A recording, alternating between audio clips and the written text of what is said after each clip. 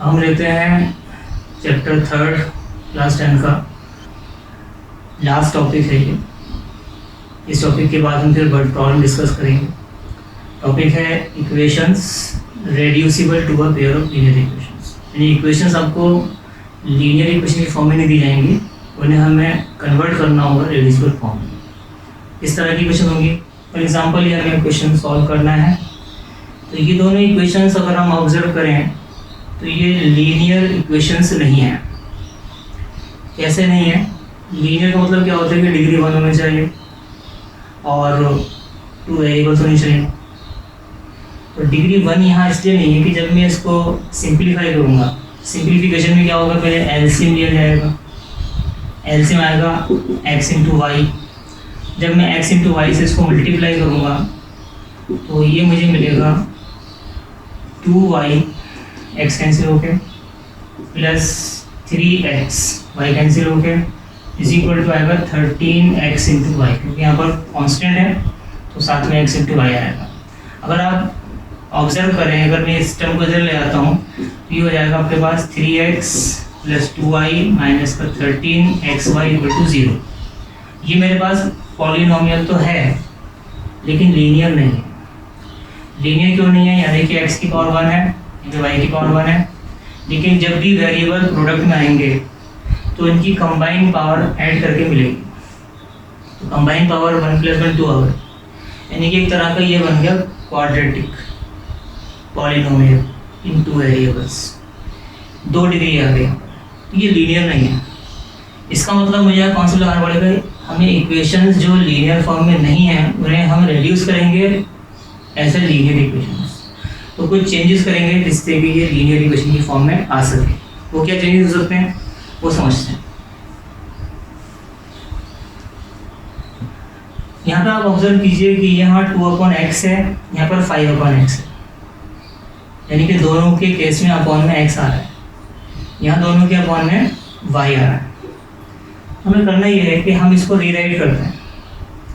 Rewrite करेंगे 2 times 1/x और plus 3 times 1/y is equal to में 13। सेकेंड इक्वेशन में क्या हो जाएगा, 5 times 1/x minus 4 times 1/y। क्योंकि जो अपॉन में y है उसको 1 के साथ अलग लिख सकते हैं। मल्टीप्लाई करने पे ये मिलने वापस इक्वल टू में आ जाएगा -2। अब यहाँ पर 1/x को एक नया वेरिएबल का नाम दे दीजिए। 1/x यहाँ भी है, यहाँ भी है, तो अब इसको एक सम न्यू वेरिएबल कंसिडर कर दीजिए, जैसे कि u और v ले सकते हैं। a और b नहीं लेंगे क्योंकि वो कांस्टेंट होते हैं ज़्यादातर। हम एज अ कांस्टेंट करो तो हम a और b को अवॉइड करेंगे। बच्चे a और b ले लेते हैं लेकिन हमें अवॉइड करना चाहिए। या तो हम क्योंकि ऑलरेडी x और y है तो x और y तो नहीं ले सकते, तो या s और t लीजिए। तो मैं लेता हूँ u और v। p और q ले सकते हैं, लेकिन बेटर रहता है कि जो आप इजीली बना सकें। अब u और v में गड़बड़ हो जाती है कि u भी बच्चे v जैसा बनाते हैं। तो ये ध्यान देना है कि आपको कन्वीनियंस किस में है। तो मैं उससे भी कन्फ्यूजन दूर करने के लिए p और q ले लेता हूँ। तो 1/x को मैं यहाँ पर लेट करता हूँ 1/x is equal to small p and 1/y is equal to small q। ये आपने जो ब्रैकेट में आएगा 1/x उसकी जगह p मान लेंगे और 1/y की जगह q रख लेंगे। इस तरह से जो इक्वेशंस हैं हमारी मॉडिफाई होकर आ जाएंगी 2 times p plus 3 times q is equal to 13। और दूसरी इक्वेशन आ जाएगी 5 times p minus 4 times q is equal to -2। अब यहाँ पर आने के बाद आपकी चॉइस है कि आप किस मेथड को फॉलो करना चाहते हैं। इसको सॉल्व करने के 3 मेथड्स हैं अलजेब्रिक मेथड्स में। एक तो है सब्स्टिट्यूशन मेथड, दूसरा है एलिमिनेशन मेथड, तीसरा है क्रॉस मल्टीप्लिकेशन मेथड। मैं आपको बता चुका हूँ कि क्रॉस मल्टीप्लिकेशन मेथड बहुत इजी मेथड है, तो मैं इसको क्रॉस मेथड से ही करूँगा, क्रॉस मल्टीप्लिकेशन मेथड से करूँगा इसे। देखिए कितना इजी रहेगा आपको भी। सबसे पहला काम ये है कि जब हम क्रॉस मल्टीप्लिकेशन मेथड लगाते हैं तो आपको वेरिएबल की टर्म्स इक्वल से लेफ्ट में रखनी होती हैं और कॉन्स्टेंट्स को इक्वल के बाद। तो ये ऑलरेडी p और q मेरे वेरिएबल्स हैं जो कि लेफ्ट में है और ये कांस्टेंट टर्म्स है जो कि राइट में है। तो अब हमें ये ऑलरेडी स्टैंडर्ड फॉर्म में है जो हमें चाहिए। अब करना ये है कि अगर हम टर्म्स की बात करें, कोएफिशिएंट्स की बात करें, तो 3 कॉलम नजर आ रहे हैं। एक मेरे पास है p के कोएफिशिएंट का कॉलम 2 और 5। दूसरा है क्यू के कोएफिशिएंट में 3 और माइनस का 4, कांस्टेंट है इक्वल टू के बाद में 13 एंड माइनस 2। तो आपको मैं बता चुका हूँ कि स्टार्टिंग करते हैं हम मिडिल कॉलम से। मिडिल कॉलम के बाद जाएंगे कांस्टेंट के कॉलम पर सेकंड, फिर आएंगे थर्ड कॉलम ई का कोएफिशिएंट, और लास्ट में वापस जहाँ से आपने स्टार्ट किया है। यानी हमें साइक्लिक पैटर्न पर वापस घूम कर आना पड़ेगा।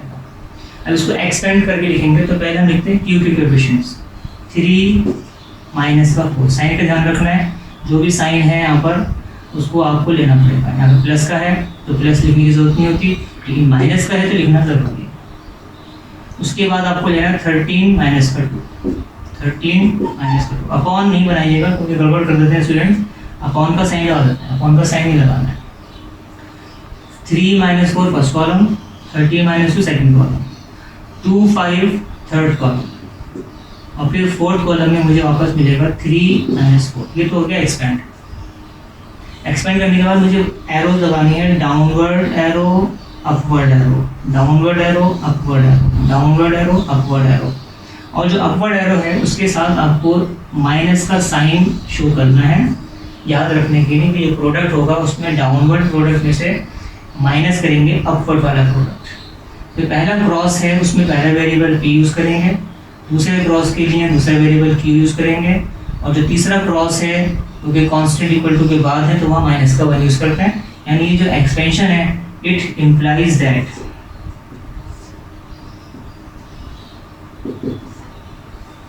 पहला वेरिएबल है p, दूसरा वेरिएबल है q, कांस्टेंट इक्वल टू के बाद है तो माइनस का 1। अब डाउनवर्ड प्रोडक्ट कीजिए तो माइनस का 2 3 6 मिलेगा, उसके बाद माइनस का 4 3 13 4 52 होता है, 52 माइनस का, लेकिन एक माइनस फॉर्मूले के लिए लेकिन कि माइनस लगाकर माइनस का 52 बन रहा है। तो हम चाहे तो डायरेक्ट माइनस माइनस प्लस लिख सकते हैं, लेकिन अगले स्टेप में कर लेंगे, कोई बात नहीं। 13 5 65 होते हैं, माइनस ये वाला माइनस यहाँ लगा दिया, और ये माइनस का 2 और 2 है तो ये आ जाएगा माइनस का 4 ब्रैकेट में। उसके बाद माइनस का 4 2 8 हो जाएगा, और माइनस लगा के 5 3 15। एक स्टेप बढ़ गया हमारा, क्योंकि यहाँ मुझे डायरेक्ट भी दिखा सकता था मैं, लेकिन समझाने के लिए ये आपको अगले स्टेप में यहाँ तो ये स्टेप स्किप कर सकते हैं। तो p के अपॉन में क्या आएगा, माइनस का 6 माइनस माइनस प्लस 52, q के अपॉन में आएगा 65 माइनस माइनस प्लस 4, माइनस के 1 के अपॉन में आएगा माइनस का, दोनों सब नेगेटिव है, माइनस का 23 ऐड करने पर। अब यहाँ पर आपके पास डिफरेंस कितना आ रहा है, p is equal to p के अपॉन यहाँ बचेंगे आपके पास 46 प्लस के 46 इक्वल टू में q के अपॉन में क्या आ रहा है, सम करके आएगा 69, माइनस के 1 के अपॉन माइनस का 23 आ चुका, तो मैं यहाँ माइनस नहीं कट कर देता हूँ तो मुझे मिलेगा 1/23। यहाँ पर p वेरिएबल है, यहाँ पे q वेरिएबल है, या p और कांस्टेंट है, तो इन दोनों को इक्वेट करेंगे और एक दफा इन दोनों को इक्वेट करेंगे। इसमें लाइन ड्रॉ कीजिए, एक तरफ लेंगे p अपॉन 46 इक्वल टू 1/23, दूसरी तरफ हो जाएगा q upon 69 is equal to 1/23। तो डिनोमिनेटर की टर्म्स अगर अपॉन में है काट सकते हैं, तो 23 2 46 होते हैं, 23 3 69 होते हैं, क्रॉस मल्टीप्लाई करेंगे तो p की वैल्यू आ गई 2, और इसी तरह से q की वैल्यू आ जाएगी क्रॉस मल्टीप्लाई करके 3। लेकिन हमने p रखा था 1/x की जगह पर, इसका मतलब p क्योंकि 1/x है तो इसका मतलब 1/x की वैल्यू 2 है, p की वैल्यू 2 यानी कि 1/x की वैल्यू 2, और दूसरी तरफ q है 1/y की जगह पर, इसका मतलब q की वैल्यू 3 जो है वो 1/y की वैल्यू, तो 2 को 2/1 लिख सकते हैं, 3 को 3/1 लिख सकते हैं। ये रेसिप्रोकल करेंगे तो इसका रेसिप्रोकल बनेगा x/1, अपॉन 1 लिखने की जरूरत नहीं है, इसका रेसिप्रोकल बनेगा 1/2। ये हमारे पास x की वैल्यू आ गई।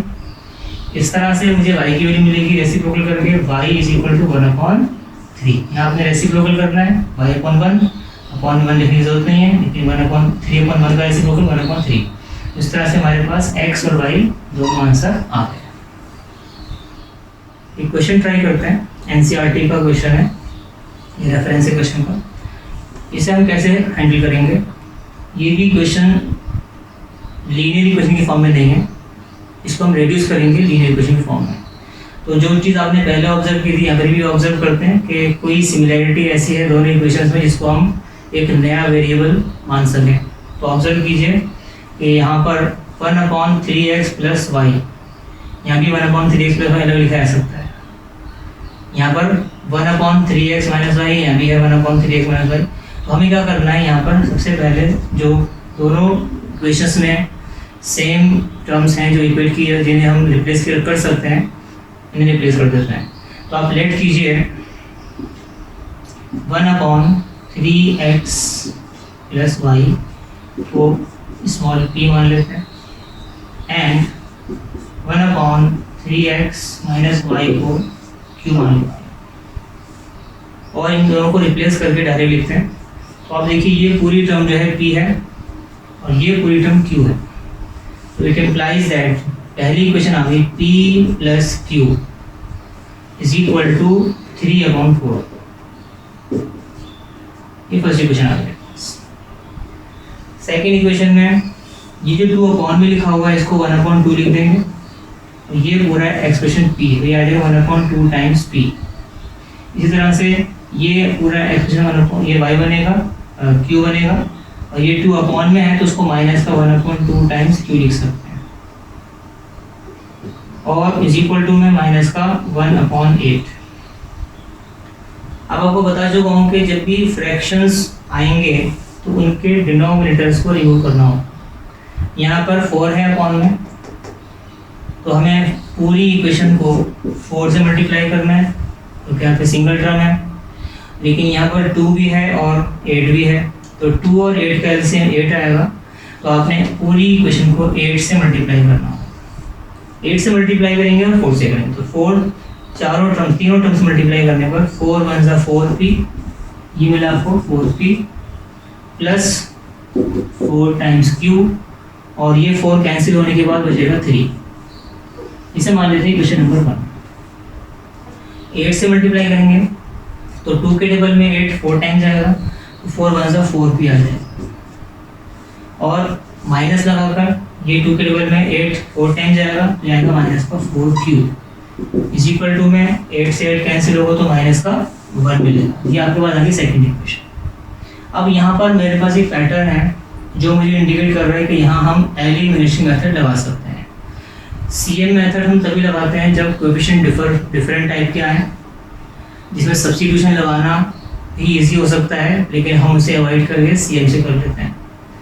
लेकिन एलिमिनेशन मेथड लगाने में ध्यान देना है कि अगर जो वेरिएबल्स हैं उनके कोएफिशिएंट्स कुछ पैटर्न में है कि मल्टीपल या डिविजिबल या सेम है, तो हम एलिमिनेशन मेथड को प्रीफर करेंगे। जैसे कि यहाँ पर p की कोएफिशिएंट भी सेम है, q की कोएफिशिएंट भी सेम है। अगर मैं ऐड करूँगा तो ये कैंसिल होगा, सब्ट्रैक्ट करूँगा तो ये कैंसिल हो जाए, तो आंसर मेरा p और q का डायरेक्टली आ सकता है। तो मैं क्या करता हूँ, पहले ऐड कर देता हूँ। ऐड करने पर ये दोनों टर्म कैंसिल हो जाएंगी, +- का 4। ये ऐड करने पर आएगा 8p, और इधर ऐड करने पर आएगा 2। अब ये 2 जो है 8 को डिवाइड कर सकता है 4 टाइम, तो 2 के टेबल में 2 × 1 = 2, 2 × 4 = 8, और 4 को आप नीचे भेज दीजिए तो p की वैल्यू आ जाएगी 1/4। ये p की वैल्यू आ गई। अब इस p की वैल्यू को अगर मैं फर्स्ट इक्वेशन में डालूँ या सेकंड में डालूँगा तो मुझे q मिल जाएगा, लेकिन आप चाहें तो दोबारा लिख कर में सब्ट्रैक्ट कर दीजिए तो q मिल जाएगा। लेकिन मैं यहाँ पर सब्स्टिट्यूट करके q निकालूंगा, तो आप लिख सकते हैं therefore from equation 1, first equation मेरे पास 4 टाइम्स p की जगह रख देंगे 1/4 प्लस 4 टाइम्स q = में 3। ये वाला 4 कैंसिल हो जाएगा और 1 को आपने रिसीव करना है, तो 4q = बचेगा 2। डायरेक्ट लिख रहा हूँ, 3 में से ये 1, ये टोटल वैल्यू 1 है, शिफ्ट करेंगे तो 3 - 1 का 2 आ जाएगा डायरेक्ट। 2 के टेबल में 2 × 1 = 2, 4 जाता है 2 टाइम्स, 2 को नीचे भेज दीजिए, तो इस तरह से q की वैल्यू आ जाएगी 1/2। आपको p मिल गया 1/4 और q मिल गया 1/2, लेकिन p किसकी जगह रखा था हमने और q किसकी जगह रखा था, उन्हें हमें रिप्लेस करना होगा, क्योंकि हमें फाइनल आंसर देना है x और y की फॉर्म। p हमने रखा था 1/3x minus 3x plus y की जगह। ये कितने आ गए मेरे पास, p की वैल्यू आ चुकी है 1/4 और q मेरे पास है 1/3x माइनस y और q की वैल्यू कितनी आई मेरे पास 1/2। अगर मैं यहाँ रेसिप्रोकल करता हूँ तो मुझे मिलेगा 3x प्लस y का रेसिप्रोकल अपॉन 1 लिखने की जरूरत नहीं है, इज इक्वल टू में 1/4 का रेसिप्रोकल 4/1 लिखने की जरूरत नहीं है। तो मेरे पास ये इक्वेशन आ गई number 3x plus y is equal to 4, ये थर्ड इक्वेशन आ गई। इसी तरह से इन्हें रेसिप्रोकल कर देंगे तो मुझे मिलेगा 3x minus y is equal to 2 और ये आ गई मेरे पास इक्वेशन नंबर 4। अब इन दोनों इक्वेशन को अगर हम ऐड करेंगे तो y कैंसिल होगा और ये ऐड करने पर आएगा 6x इज इक्वल टू में 6, 4 प्लस 2 6 कैंसिल होगा 1 टाइम, तो इस तरह x की वैल्यू मिल गई और जो x की वैल्यू आई है उसे आप रख दीजिए थर्ड या फोर्थ इक्वेशन में। अब लिख सकते हैं therefore from equation number 3, third equation मेरे पास 3 टाइम्स x की जगह लगा दिया 1 plus y is equal to 4, तो 3 1 × 3 शिफ्ट कर देंगे इधर तो y की वैल्यू आ जाएगी 4 माइनस 3 1। इस तरह से y की वैल्यू आ गई 1। तो फाइनल आंसर आ गया आपके पास x is equal to 1, y is equal to 1, this is the answer. अब हम वर्ड प्रॉब्लम्स लेते हैं इस चैप्टर की, और वर्ड प्रॉब्लम्स में हमने एक क्वेश्चन लिया है एनसीईआरटी का, इसे समझते हैं कैसे करना है। देखिए जब भी क्वेश्चन फ्रैक्शन का आएगा तो आपको स्टार्टिंग में पता ही है कि फ्रैक्शन जो होता है वो न्यूमरेटर अपॉन डिनोमिनेटर की फॉर्म में आना चाहिए। तो जब भी फ्रैक्शन पूछेंगे तो आप लेट करेंगे the fraction, let the fraction be x upon y starting. तो मेरा क्वेश्चन है find the fraction, fraction find करना है तो फ्रैक्शन को हम लेट कर लेंगे x अपॉन y। अब वर्ड प्रॉब्लम पढ़ के देखते हैं इसमें कहा क्या है क्वेश्चन में। A fraction becomes 1/3 when 1 is subtracted from the numerator। Numerator ऊपर वैल्यू को कहते हैं और डिनोमिनेटर नीचे वाली वैल्यू को कहते हैं। यानी न्यूमरेटर में से अगर हम 1 सब्ट्रैक्ट करते हैं तो वो फ्रैक्शन 1/3 के बराबर हो जाएगा। अगर वो फ्रैक्शन मैंने मान लिया x upon y, fraction x upon y मान लिया मैंने, अगर इस x अपॉन वाई में से जो न्यूमरेटर x है when 1 is subtracted from the numerator, यानी कि x में से 1 माइनस कर दें तो ये बन जाएगा x माइनस 1, यानी कि डिनोमिनेटर में कोई चेंज नहीं करना। तो ये फ्रैक्शन था तो x अपॉन वाई, लेकिन आपने क्या किया न्यूमरेटर में से 1 माइनस कर दिया तो नया फ्रैक्शन बन जाएगा और वो फ्रैक्शन 1/3 के बराबर हो जाएगा। इस तरह से ये दोनों इक्वल हो जाएंगे। दूसरे केस में कह रहे हैं एंड इट बिकम्स 1/4। एक केस में तो हमने क्या करा 1 सब्ट्रैक्ट किया न्यूमरेटर में तो फ्रैक्शन 1/3 के बराबर हो जाएगा, लेकिन वही फ्रैक्शन जो x अपॉन y की फॉर्म में माना है हमने, when 8 is added to its denominator, यानी कि डिनोमिनेटर में नीचे वाली वैल्यू में अगर हम 8 ऐड कर देते हैं तो वो फ्रैक्शन जो होगा वो 1/4 के बराबर हो जाएगा। इसका मतलब फ्रैक्शन मेरा x अपॉन y की फॉर्म में है, लेकिन डिनोमिनेटर में जो y है अगर उसमें हम 8 ऐड कर देंगे तो वो फ्रैक्शन मेरा 1/4 के इक्विवेलेंट हो जाएगा। ये दोनों एक्सप्रेशन जो हैं इनसे मुझे इक्वेशन मिलेंगी टू वेरिएबल की फॉर्म में, उनको फिर सॉल्व करेंगे, x और y की वैल्यू आएगी और x और y की वैल्यू को हम x अपॉन y की फॉर्म में रखेंगे तो हमारा फ्रैक्शन होगा। ये तो हो गया क्वेश्चन में हमें किस तरह से प्रोसीड करना है। अब आप इसको देखिए स्टार्टिंग कैसे करनी है क्वेश्चन की। सॉल्यूशन फाइंड द फ्रैक्शन है तो आपने स्टार्टिंग में लिखना है let the fraction be x upon y। x मेरा न्यूमरेटर, y डिनोमिनेटर। इसके बाद आते हैं according to the question. Question के अकॉर्डिंग क्या करना है। दो केसेस हैं यहाँ पर, तो मैं लिखता हूँ फर्स्ट केस। पहला केस क्या है कि अ फ्रैक्शन जो कि x अपॉन y है becomes 1/3 when 1 is subtracted from the numerator. यहाँ तक हमारी पहला केस है। इस पहले केस के हिसाब से जो है एक्सप्रेशन बनेगा when 1 is subtracted from the numerator, यानी कि आपने क्या लिखना है, फ्रैक्शन में रहे x अपॉन y, तो x minus 1 upon y is equal to 1 upon 3 बन रहा है। when 1 is subtracted from the numerator, यानी कि x में से आपने जब 1 माइनस किया तो फ्रैक्शन जो कि x अपॉन y की जगह चेंज होकर x माइनस 1 अपॉन y बन गया, वो 1 अपॉन 3 के इक्वल हो जाएगा। यहाँ पर अगर हम क्रॉस मल्टीप्लाई करेंगे तो ये आपके पास इक्वेशन मिलेगी 3 टाइम्स x माइनस 3 वन ज़ा 3 इज इक्वल टू y वन ज़ा 5। 3 को अगर क्रॉस कीजिए तो 3 इंटू एक्स, 3 को माइनस में से करें तो माइनस का 3, तो 3x minus 3 is equal to y वन ज़ा y, ये आपके पास आ जाएगी। इसकी स्टैंडर्ड फॉर्म बनाइए, 3 को इधर ले आते हैं, y को इधर ले आते हैं, तो इक्वेशन हो जाएगी 3x minus y is equal to 3। This is equation number 1, ये हमारी फर्स्ट इक्वेशन है।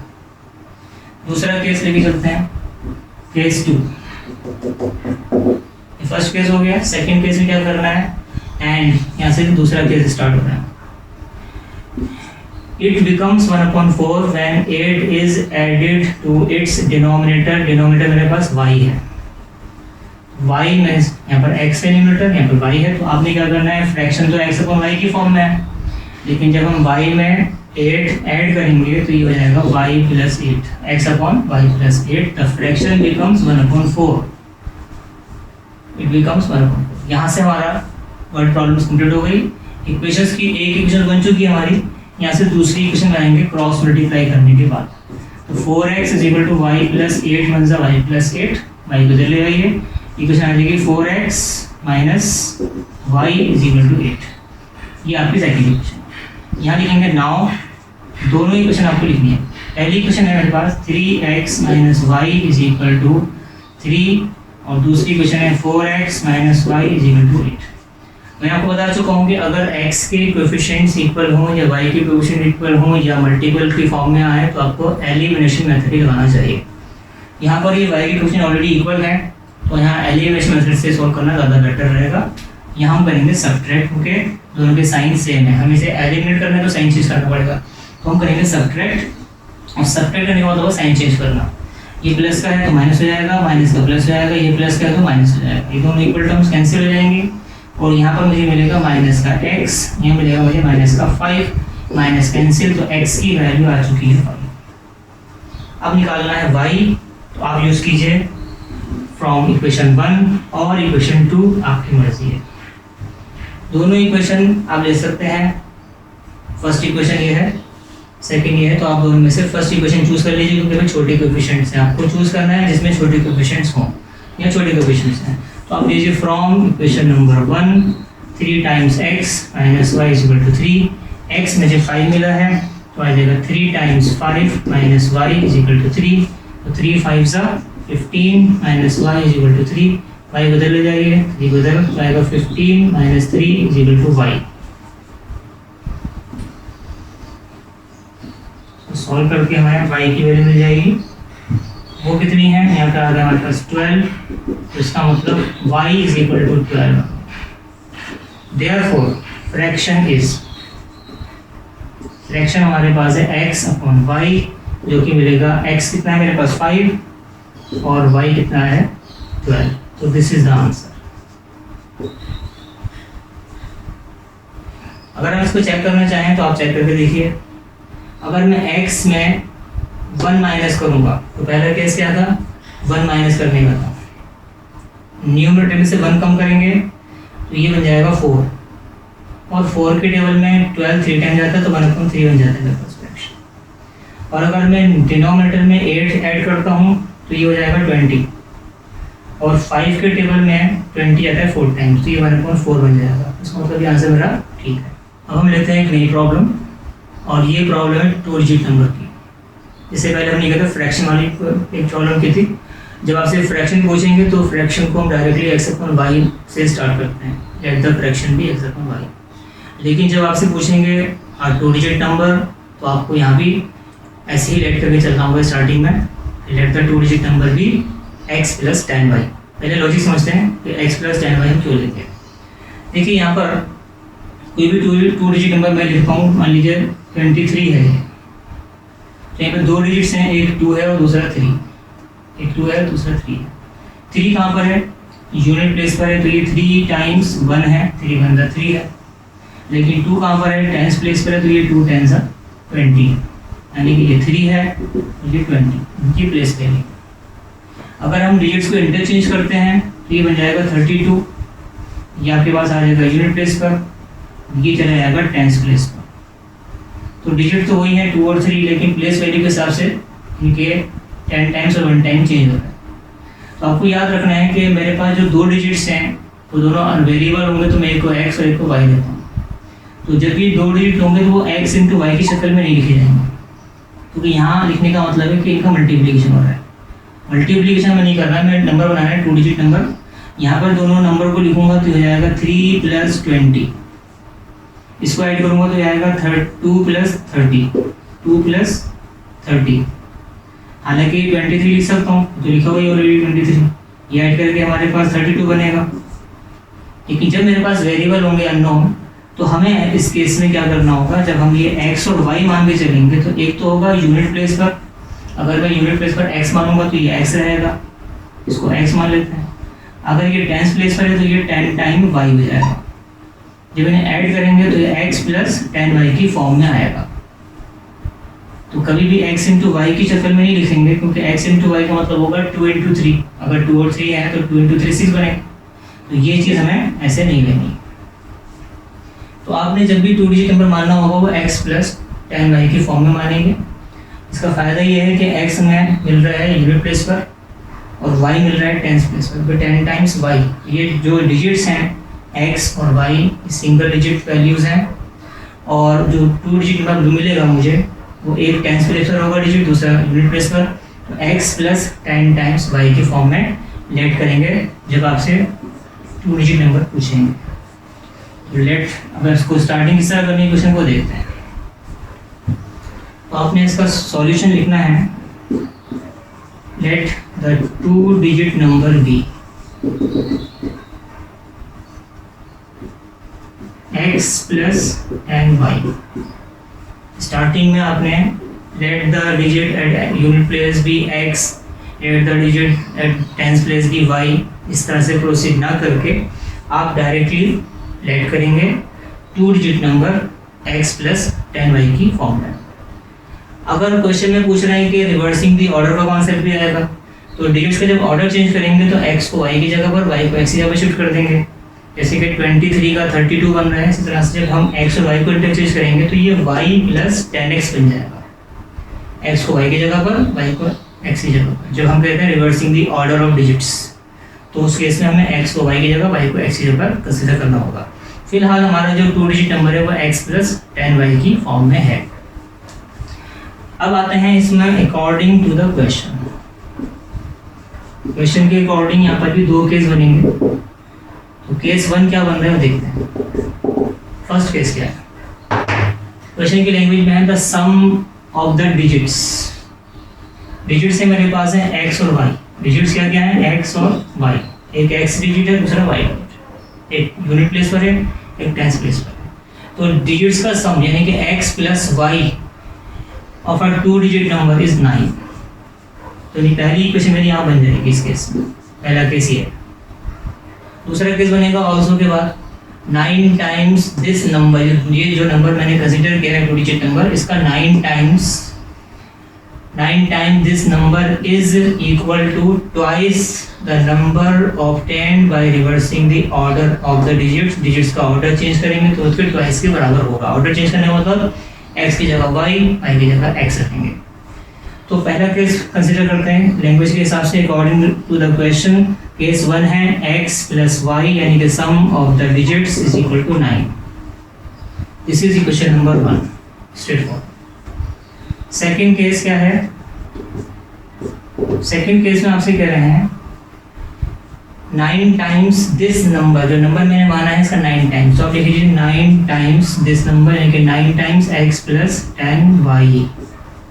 इज का मतलब हो गया इक्वल टू, ट्वाइस का मतलब 2 times the number obtained by reversing the order of digits. इनका रिवर्स कर दीजिए ऑर्डर, ये आ जाएगा y + 10x।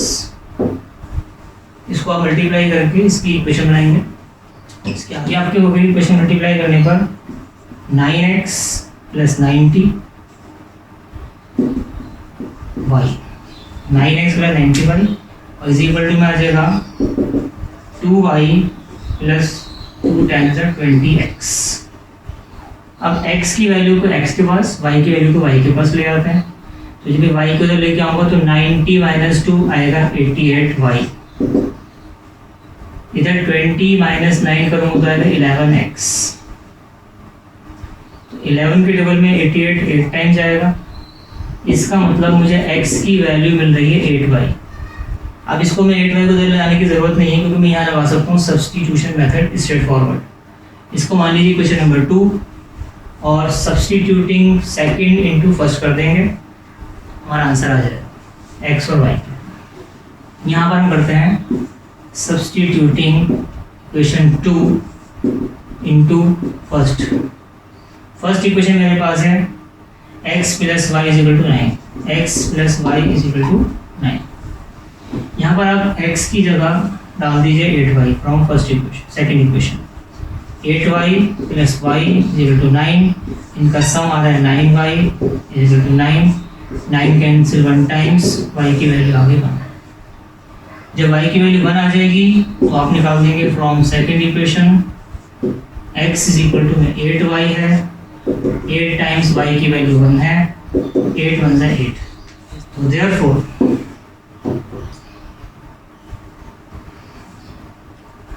therefore x की वैल्यू में 8 मिल गई है और y हमारे पास है 1। therefore the two-digit number is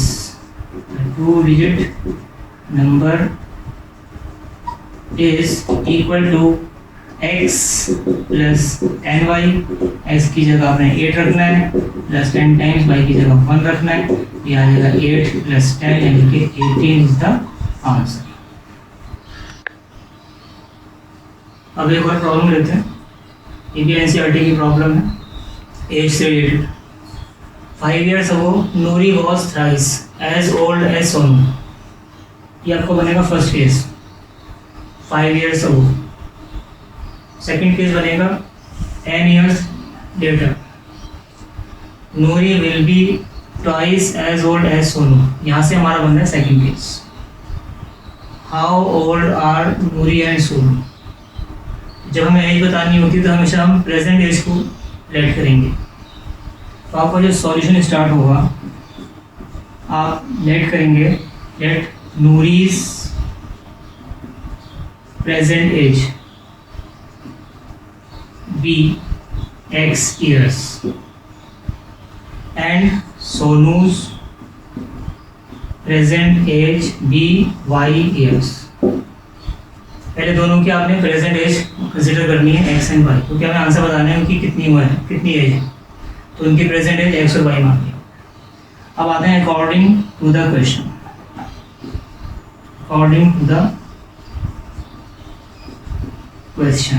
question के अकॉर्डिंग दो केस बनेंगे। केस 1, फर्स्ट केस में कह रहे हैं 5 years ago, 5 years ago यानी 5 साल पहले। 5 साल पहले नूरी की एज जो अगर प्रेजेंट एज x है तो 5 साल पहले इसकी x - 5 होगी। इस तरह सोनू की एज भी 5 साल पहले y - 5 होगी। क्वेश्चन में करेंगे Noori was thrice as old as Sonu, यानी कि नूरी की एज को सोनू की एज से कंपेयर किया जाता है। जिसकी एज कंपेयर कर रहे हैं और जिससे कंपेयर कर रहे हैं, याद रखना है जिसकी कंपेयर करेंगे वो लेफ्ट में, जिससे कंपेयर करेंगे वो राइट में। कितने टाइम्स है ये आपको उतने टाइम्स लिखना पड़ेगा। नूरी की एज 5 years अगो कितनी हो जाएगी, x - 5 इक्वल टू लगा के लिखेंगे नूरी वॉज थ्राइस, थ्राइस किसका होगा, age old as Sonu, Sonu की एज का थ्राइस करना है।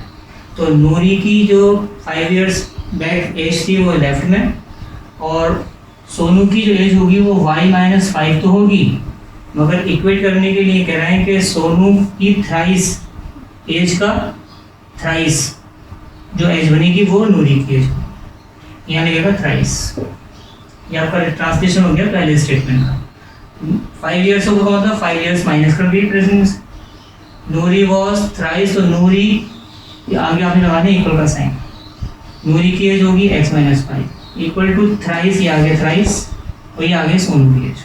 इसको आप कन्वर्ट कीजिए क्वेश्चन की फॉर्म में, 3 को अंदर मल्टीप्लाई करेंगे, x minus 5 is equal to 3y minus 15, 3y को इधर ले आइए, माइनस के 5 उधर भेज दीजिए, तो इक्वेशन हमारी बन जाएगी x minus 3y is equal to, ये माइनस का 15 है और ये इधर आके प्लस का 5 होगा, तो माइनस के 10 बचेंगे।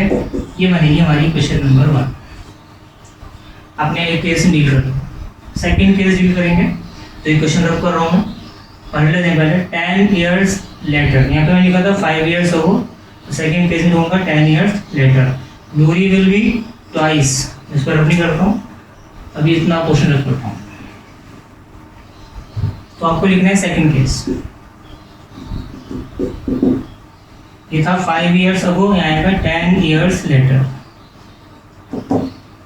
10 साल के बाद। 10 साल के बाद का मतलब है कि प्रेजेंट एज x है, 10 साल के बाद x प्लस 10 होगी और इसकी y प्लस 10 हो जाएगी। यहाँ बोल रहे हैं कि Noori will be twice as old as Sonu, तो नूरी की एज मेरे पास कितनी हो जाएगी 10 साल के बाद, x प्लस 10, तो लिखेंगे x plus 10 is equal to Sonu की एज से कंपेयर कर रहे तो सोनू की एज कितनी है y प्लस 10 10 साल के बाद, लेकिन रिलेशन क्या होगा, ये होगी ट्वाइस, यहाँ लगा देंगे 2 times सोनूज एज। यहाँ से आपकी बनेगी दूसरी इक्वेशन, अब ये रख करता हूँ मैं, और यहाँ से आप सेकेंड इक्वेशन डेवलप कर लीजिए, जो कि बनेगी x plus 10 is equal to 2y plus 20, आपने अंदर मल्टीप्लाई किया इसको, 2y को इधर ले आएंगे, 10 को इधर भेज देंगे, तो x minus 2y is equal to 10, और इधर आगे माइनस का 10 निकालूंगा तो बचेंगे 10। ये आपके पास आ गई क्वेश्चन नंबर 2।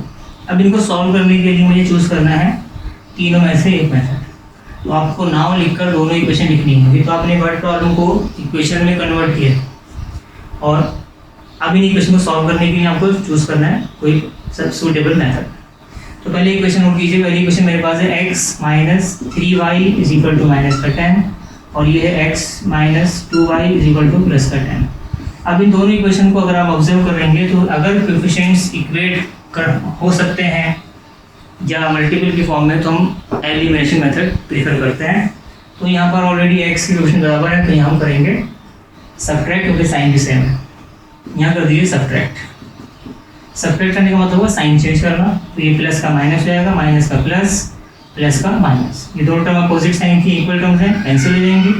यहाँ बचेगा माइनस का y, क्योंकि माइनस के 3 हैं प्लस के 2, तो माइनस का y बचेगा, और इधर आएगा माइनस का 20, और यहाँ पर माइनस को अगर हम कट कर देंगे दोनों तरफ से, तो इस तरह से मुझे y की वैल्यू मिल रही है 20। इसका मतलब है कि सोनू की एज 20 ईयर्स है। अब नूरी की एज निकालने के लिए हम जाएंगे one of the two equations, तो आप लीजिए फ्रॉम इक्वेशन नंबर 1, और फर्स्ट इक्वेशन है मेरे पास x minus 3y is equal to minus का 10, x की जगह आपने डालना है, x को तो निकालना है आपको, x is equal to x minus 3 times y की जगह रख दिया आपने 20 इक्वल टू माइनस का 10, x minus 60 is equal to minus का 10। शिफ्ट करने पर x की वैल्यू आ जाएगी 60 माइनस 10, यानी कि x is equal to 50।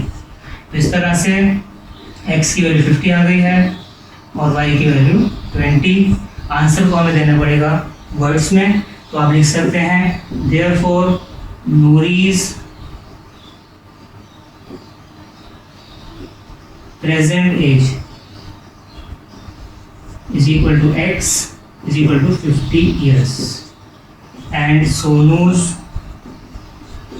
present age is equal to y, ये आया आपके पास 20 years। This is the answer. अब हम देखते हैं एक और प्रॉब्लम, ये भी बहुत इंपॉर्टेंट प्रॉब्लम है, एग्जाम में इसके चांसेस ज़्यादा आने के। देखिए क्वेश्चन में क्या पूछा है, ये भी एनसीईआरटी की प्रॉब्लम है, रेफरेंस लिखा हुआ है। Places A and B are 100 kilometre apart on a highway. तो आप एक हाईवे बनाइए, ये हाईवे है और हाईवे पर 2 प्लेसेस हैं, एक ए है और दूसरा प्लेस बी है। Places A and B are 100 kilometre apart on a highway. तो ये हाईवे पर आपने A और B दो प्लेस बनाए हैं जो कि 100 किलोमीटर अपार्ट हैं, यानी इनके बीच का जो डिस्टेंस है वो 100 किलोमीटर है। One car start from A, एक कार A से स्टार्ट होगी, एंड अनदर फ्रॉम B, और दूसरी कार B से स्टार्ट होगी। हाईवे है तो दो ही रास्ते हैं, या तो दोनों चलेंगी इन द सेम डायरेक्शन या दोनों जाएंगी opposite to each other. Question में ये कह रहे हैं कि at the same time one car start from A, another car start from B at the same time. Same time पर दोनों को ट्रेवल करना शुरू करना है। तो दो केस बन रहे हैं, if they travel in the same direction, if the cars travel in the same direction at different speeds they meet in 5 hours। अगर दोनों की स्पीड अलग अलग है और दोनों एक ही डायरेक्शन में जाएंगे तो दोनों एक दूसरे को ओवरटेक कर लेंगे, यानी एक कार दूसरी कार को ओवरटेक करेगी 5 hours, यानी कि दोनों मिल जाती हैं 5 घंटे के बाद। अब लॉजिकली आप सोचिए कि अगर मान लीजिए ए कार की स्पीड कम है और बी कार की स्पीड ज़्यादा है, तो क्या ए बी को ओवरटेक कर पाएगी? एक्चुअल सी बात नहीं कर पाएगी, क्योंकि इसकी स्पीड तो ऑलरेडी कम है और बी की स्पीड ज़्यादा है। तो हमें क्या करना है, हम यहाँ एक ही स्पीड को ज़्यादा मान लेते हैं, ये भी कर सकते हैं, लेकिन हमें इधर की तरफ फिर एरो हमें आगे बढ़ाना पड़ेगा डायग्राम। तो हम यहाँ एक ही स्पीड को मान लेते हैं ज़्यादा और बी की स्पीड को कम मानते हैं। इससे होगा ये कि जब ए और बी एक साथ चलेंगे तो क्योंकि इसकी स्पीड कम है तो ये थोड़ा कम डिस्टेंस कवर कर पाएगी, जबकि ए की स्पीड ज़्यादा है तो ये 100 किलोमीटर को भी कवर करने के बाद जितना भी कवर करा होगा बी ने उसको ये ओवरटेक कर लेगी किसी न किसी पर्टिकुलर पॉइंट पर। क्वेश्चन को पूरा कर लेता हूँ।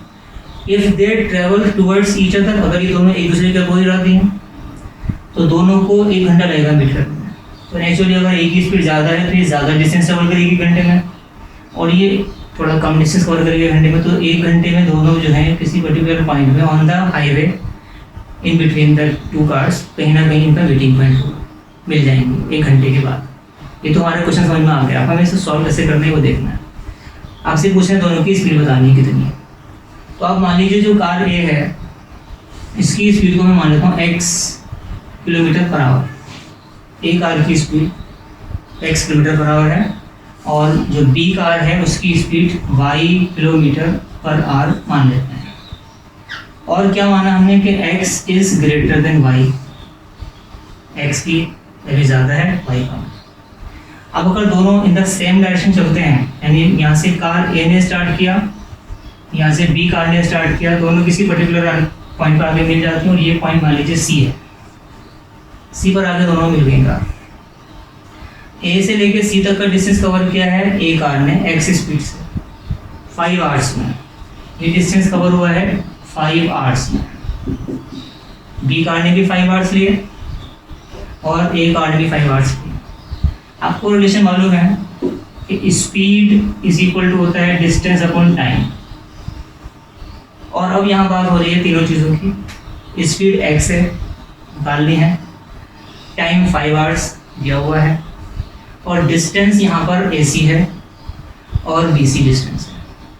A से C तक का डिस्टेंस और B से C तक का डिस्टेंस जो है ये दोनों डिस्टेंसेस अलग अलग हैं, लेकिन इन दोनों डिस्टेंस का जो डिफरेंस है वो 100 किलोमीटर है, क्योंकि इनिशियली दोनों कार्स 100 किलोमीटर अपार्ट हैं। अब AC जितना भी होगा अगर उसमें से BC डिस्टेंस माइनस करेंगे तो डिफरेंस 100 किलोमीटर का आएगा। तो हमें करना ये है, डिस्टेंस है AC D की जगह पर, अब D यानी डिस्टेंस ही निकालते हैं। तो distance travelled by car A कितना होगा, डिस्टेंस निकालना है। कार A के केस में स्पीड कितनी रखेंगे x, डिस्टेंस कितना आ जाएगा d1 और टाइम कितना है 5 hours। क्रॉस मल्टीप्लाई करेंगे तो मुझे d1 जो AC है, ये डिस्टेंस AC है, ये मुझे मिल जाएगा 5x के बराबर। ये किलोमीटर में है तो वो किलोमीटर में आएगा। अगर हमें BC की निकालना है डिस्टेंस, तो BC के केस में स्पीड y की लेनी है, B की स्पीड लेनी है y किलोमीटर। तो यहाँ स्पीड कितनी है y, डिस्टेंस कितना है BC और टाइम कितना लगना है 5 घंटे लगना है। ये क्रॉस मल्टीप्लाई करेंगे तो मुझे BC मिलेगा 5y। AC डिस्टेंस कितना है 5x है, BC डिस्टेंस कितना 5y है। 5y है तो AC में से यानी कि 5x में से BC माइनस करेंगे यानी कि 5y माइनस करेंगे तो डिफरेंस कितना आएगा 100। ये हमारी बनेगी first equation common factor divide करने के बाद। दूसरा केस है अगर दोनों इन द सेम डायरेक्शन आते हैं तो 1 घंटे में डिस्टेंस कितना कवर होगा, मान लीजिए पॉइंट होगा D, पर्टिकुलर पॉइंट मान लेते हैं D और ये डिस्टेंस कवर होगा तो दोनों का डिस्टेंस AD प्लस DD बना के बनेगा 100 किलोमीटर के बराबर। ये AD कितना आएगा डिस्टेंस, AD डिस्टेंस आएगा डिस्टेंस, इधर आएगी स्पीड, इधर आएगा टाइम, टाइम कितना है 1 तो AD कितना होगा x के बराबर, स्पीड डिस्टेंस अपॉन टाइम। तो A कार जो है उसकी स्पीड x है, डिस्टेंस AD है, टाइम 1 घंटा है, क्रॉस मल्टीप्लाई करूंगा तो AD कितना होगा x किलोमीटर, इसी तरह BD कितना आएगा y किलोमीटर, x और प्लस y का डिस्टेंस कितना आएगा 100। इसको सॉल्व करके देखते हैं तो हमने बराबर डिस्कस कर लिया। इसको मैं रब कर देता हूँ, क्वेश्चन समझ में आ चुका है हमारे, फिगर को देख के आगे प्रोसीड करेंगे। तो स्टार्टिंग में हमें लेट करना है solution, let speed of car A B x kilometre per hour and speed of car B B y kilometre per hour. उसके बाद आ जाइए आप according to the question, short में लिख सकते हैं अकॉर्डिंग टू द क्वेश्चन। पहला केस बनाते हैं। फर्स्ट केस क्या है, if cars travel in the same direction, in the same direction, common आगे लिख सकते हैं, they meet in 5 hours। if cars travel in the same direction they meet in 5 hours। मैंने यहाँ पे जो लेट किया x और y, तो मुझे एक चीज़ और लिखनी है, यहाँ पर लेट कर लेते हैं कि x is greater than y, ताकि हम स्टार्टिंग से ही मान के चल रहे कि x हमारा आंसर x की वैल्यू ज़्यादा आएगी, y की वैल्यू कम आएगी, x minus y is y, x इज ग्रेटर देन वाई, हमने लेट करी। अब आप आ जाइए फर्स्ट केस के हिसाब से डिस्टेंस पता लगाइए कि a ने कितना डिस्टेंस कवर किया है। यहाँ मैंने AC और AD लिखा है, मुझे इसको नहीं लिखना है, अब वो समझाने के लिए था। अब आपको लैंग्वेज बनानी है इसकी, आप लिखेंगे distance travelled by car A in 5 hours is equal to होगा, देखिए डिस्टेंस का फॉर्मूला यहाँ से बनाइएगा, स्पीड इनटू टाइम। डिस्टेंस कितना होगा, स्पीड इनटू टाइम, यानी कि डिस्टेंस का फॉर्मूला बनेगा स्पीड इनटू टाइम। इस हिसाब से आप ऑब्जर्व कीजिए डिस्टेंस इज इक्वल टू, ये डिस्टेंस आएगा हमारा, distance travelled by car A in 5 hours is equal to आएगा स्पीड x है और टाइम 5 hours है, तो ये कितना हो जाएगा x, अगर मैं यहाँ लिख ले रहा हूँ इसे, स्पीड इनटू टाइम। अब स्पीड की जगह आ गया x, टाइम लगेगा 5, अगर हम यूनिट भी लिखेंगे तो देखिए आएगा 5 किलोमीटर पर आवर और टाइम होगा 5 hour, तो देखिए आर से कैंसिल हो गया नीचे, तो रिजल्ट कितना आएगा मुझे 5x, डिस्टेंस मिलेगा किलोमीटर में और डिस्टेंस किलोमीटर मिलना चाहिए। अब मुझे दूसरा केस जो इस तरह समझाने की जरूरत नहीं है, हम लिख सकते हैं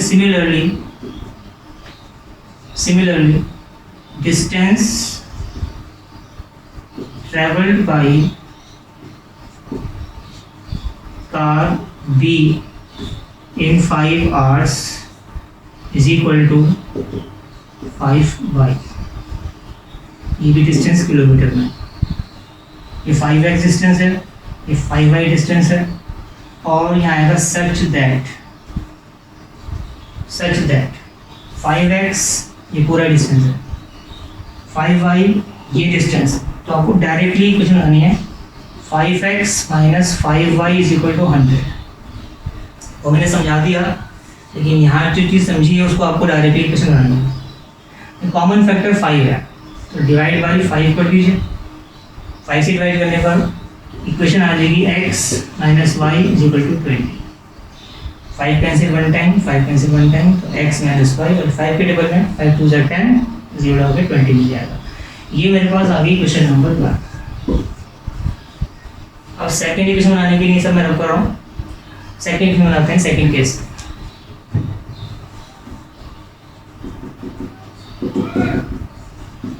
If the cars travel towards each other, they meet in 1 hour. In 1 hour. So their distance traveled by car A in 1 hour is equal to होगा x into 1 यानी कि x kilometre, and distance traveled by car B in 1 hour is equal to होगा y into 1 यानी कि y kilometre, such that अब दोनों cars towards each other आएंगे तो दोनों का कार्स का जो सम डिस्टेंस होगा वो 100 किलोमीटर के बराबर आएगा। तो सच दैट x डिस्टेंस और y डिस्टेंस का सम 100 के बराबर होगा। This is equation number 2। अब आपके पास यहाँ तक तो हो गया इक्वेशन वाला फॉर्मेशन। अब आप लिखेंगे नाउ फर्स्ट इक्वेशन आपके पास है x माइनस वाई, दूसरी इक्वेशन आपके पास है x plus y equal to 100। और अभी तुमको सॉल्व करने के लिए अगर आप ध्यान से देखें तो एलिमिनेशन नजरिया फिट हो रहा है इसीलिए, तो आपको यहाँ पर ऐड कर देना है। जस्ट ऐड करने पर ये कैंसिल होगा, 2x की वैल्यू आ जाएगी 120, 2 के टेबल में 6 टाइम्स 12, तो x की वैल्यू आ गई 60 किलोमीटर पर आवर। कार एक ही स्पीड आ गई। और उसके बाद ले लीजिए आप फ्रॉम सेकेंड इक्वेशन, सेकेंड में प्लस का साइन है, जाएंगे x plus y is equal to 100 और x की जगह आपने रखना है 60 plus y is equal to 100, तो आपको y की वैल्यू मिलेगी 40 kilometre per our. This is the answer. आपका आंसर आ गया speed of car A 60, speed of car B 40 kilometre per our. अभी फिलहाल मैं एक और प्रॉब्लम ले रहा हूँ, इसमें A और B वाली प्रॉब्लम जो मैंने छोड़ दी थी इसके कीजिए, वो एक प्रॉब्लम है find the values of A and B। अगर आपको कंडीशंस दे रखी थी तो मैं एक प्रॉब्लम ले रहा हूँ। अब इस प्रॉब्लम को डिस्कस करते हैं। इसमें हमें A और B निकालना है। मैंने स्टार्टिंग में टॉपिक छोड़ दिया था क्योंकि हमें मेथड भी सीखने थे इक्वेशंस को सॉल्व करने के। यहाँ पे 2 वेरिएबल्स हैं तो यहाँ पे हमें इक्वेशन सॉल्व करनी आती है, तो उसको कैसे प्रोसीड करना है। आपको यहाँ कंडीशन दे रखी है A और B निकालने के लिए the pair of equation has infinitely many solutions. ये पूरा क्वेश्चन है, तो आपका जो सॉल्यूशन स्टार्ट होगा उसमें आप पहले इक्वेशन लिखेंगे। तो मैं इक्वेशन को रिपीट नहीं कर रहा हूँ, यहाँ से सॉल्यूशन मान भी सकते हैं। सॉल्यूशन स्टार्ट इक्वेशन ये है हमारे पास, और इस इक्वेशंस के लिए कंडीशन दे रखी है कि ये जो इक्वेशंस हैं कैसी हैं, इनका है इनफाइनाइटली मैनी सॉल्यूशंस।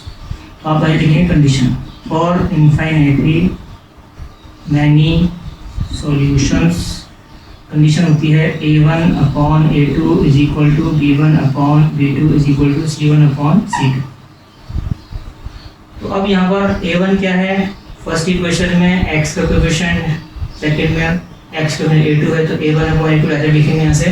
तो it implies that 2 upon A minus B is equal to y के कोएफिशिएंट B1 B2 है, तो आ जाएगा 3 अपॉन A प्लस B, और C1 अपॉन C2 कांस्टेंट है, इक्वल टू के बाद होने चाहिए दोनों, या इक्वल से पहले होने चाहिए। ये इक्वल टू के बाद है दोनों तरफ, दोनों इक्वेशंस में। तो आप यहाँ लीजिए 7 upon 3A plus B minus 2। यहाँ आने के बाद आपको एक दफ़ा इन दोनों को इक्वेट करना है और एक मरतबा इन दोनों को इक्वेट करना है। तो अगर इनको इक्वेट करते हैं और फिर एक दफ़ा इनको इक्वेट करते हैं, सॉल्व करके देखते हैं।